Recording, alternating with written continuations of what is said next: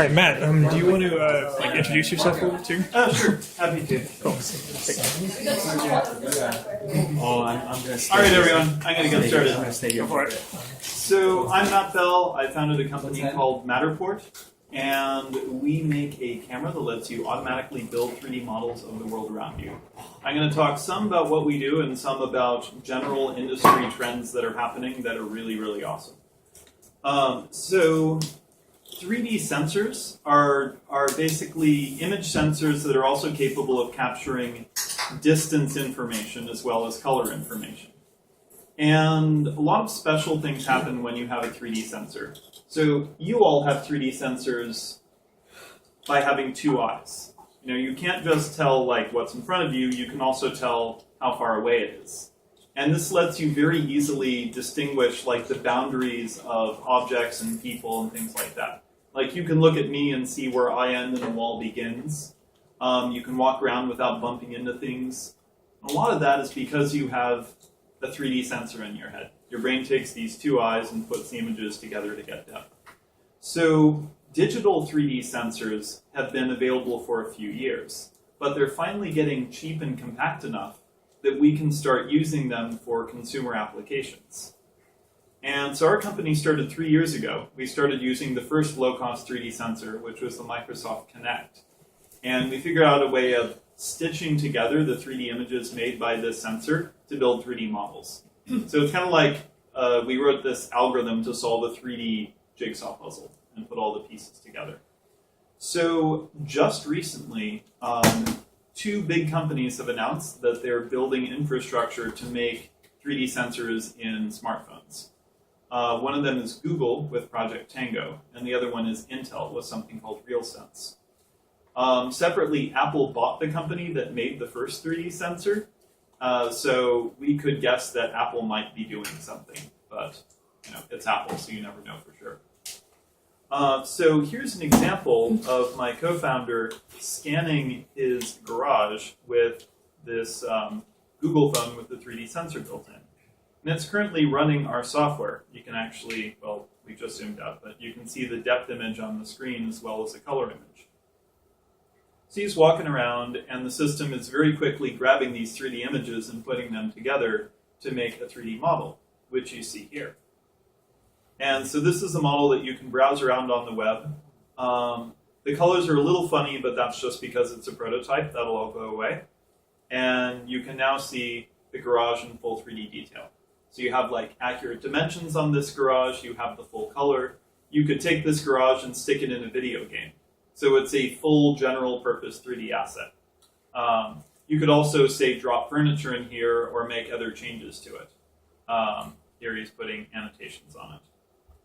So let's go walk around a bigger 3D model. How long does it take to render that? To render? Well, the cloud processing is generally, depending on the size of the scan, anywhere from like 2 minutes to like 45 minutes. So for like the whole house, it generally takes about 45 minutes. So that would take like 45 minutes? This thing here, about 45. And that's with one AWS instance, or like yeah, we basically, we have it spread over a small number of computers on the cloud. So it's like, if we did a better job parallelizing it, we could get the reconstruction time way down. We actually do a very quick local reconstruction so you can see what you're doing. And then the really high quality model, what you see here, is made in the cloud. So you can now go walk around this house. And this was all captured in about an hour and then processed in about 45 minutes.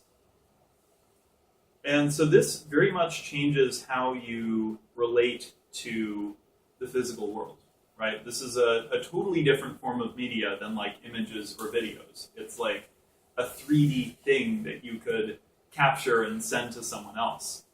So there are all kinds of use cases for this. Right now we sell a professional grade camera, and we have people in like home improvement and architecture and interior design and construction and insurance and furniture sales and crime scene investigation, a bunch of different markets like that, using that for professional purposes, where they either want to document or showcase or modify a space. But hey, this is coming to consumers pretty soon. Like that phone I showed you, we generally expect that products of that sort will start showing up in consumers' hands around the end of this year. So use cases that I think are going to be very exciting for consumers. One is gaming. So you'll be able to play games where the game level is your own house. So you could have like Angry Birds where the birds hide under your couch. Or suppose you could have like, you could really want a cat, but your lease doesn't let you have a cat. Well, you could have like this cat that lives in your virtual house, and you can go like buy toys and put it in the virtual house, and the cat will play with them. You know, fun things like that. You could also shop for any home furnishings in a totally different way. Like, hey, I want to see what my painting would look like. You know, what if I had this painting versus that one, or what if I bought this couch? Am I out of time? Okay. And so you can have a what you see is what you get shopping. Then the final one, this is kind of hilarious because I've been saying this for 2 years.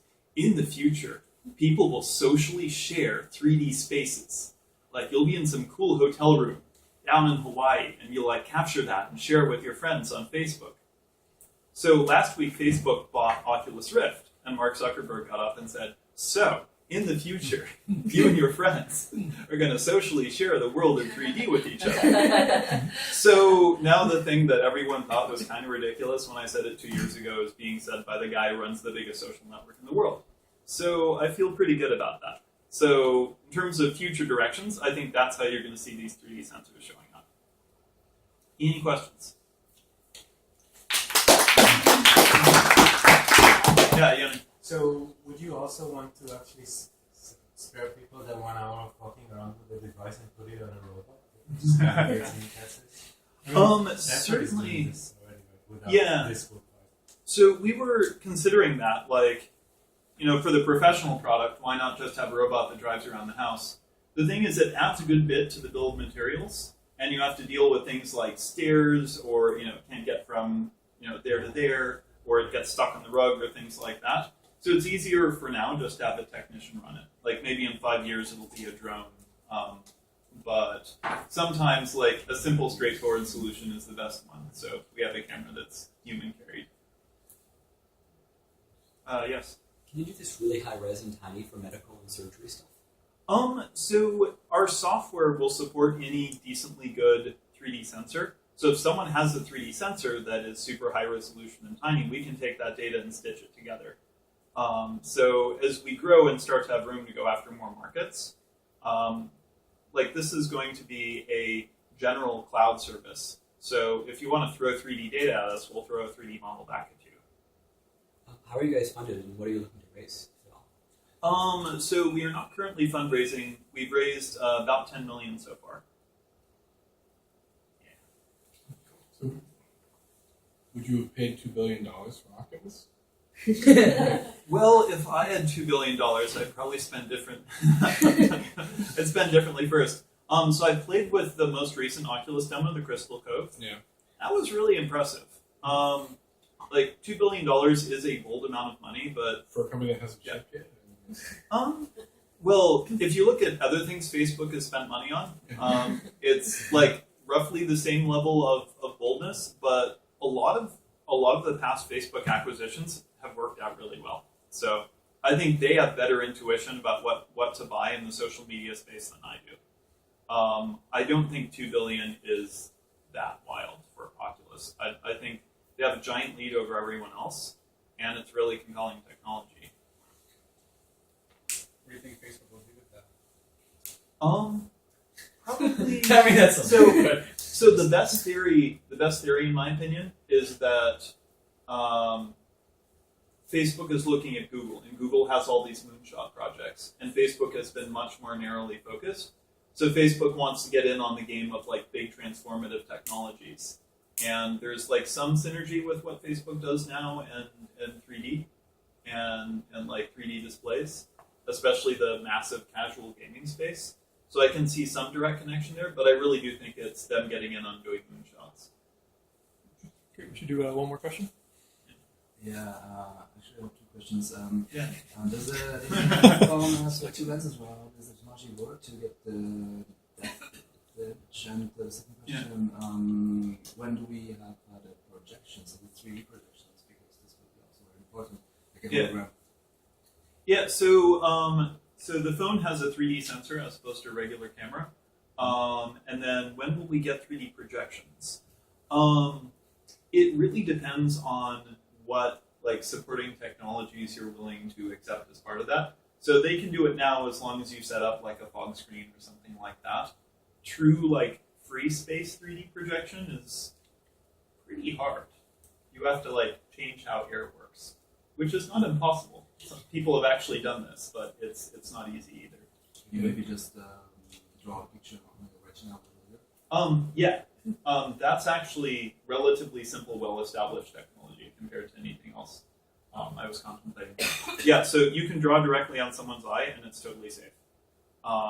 That technology has been around for about 10 years. I've tried that, and it's pretty effective. I can still walk around and not bump into things, so it must be safe too. I think the main company that does it is called Microvision or something like that. Yeah. All right, thanks, guys. All right.